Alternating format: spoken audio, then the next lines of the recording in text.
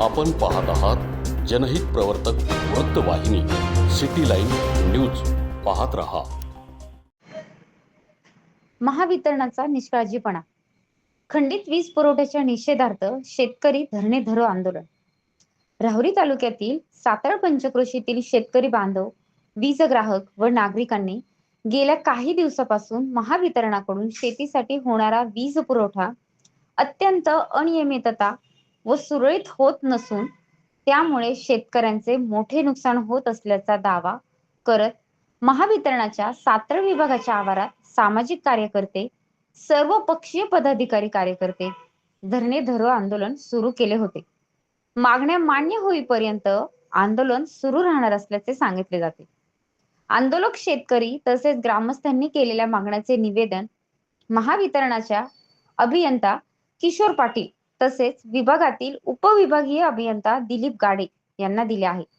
निवेदनात सातारा विभागाला तात्काळ पूर्णवेळ अभियंता नियुक्त करावा, शेतीसाठी सलग 8 तास वीज पुरवठा द्यावा, सातारा वीज विभागाचे कार्यालय गावातच स्थलांतरित करावे, आठवड्यातून एकदाच नियोजित देखभालीसाठी वीज पुरवठा खंडित करावा, त्याच कारणासाठी वारंवार वीज पुरवठा बंद करू नये, सर्व भागात पूर्ण दाबाने वीज पुरवठा करावा, शेतीसाठी 8 तास वीज मिळत नसेल तर यापुढे पंचक्रोशीतील ग्रामस्थ घरगुती वीज बिल भरणार नाही, यासाठी महावितरणाला कुठलेही सहकार्य ग्रामस्थ करणार नाही, असा इशारा शेतकऱ्यांनी यावेळी दिलेला आहे.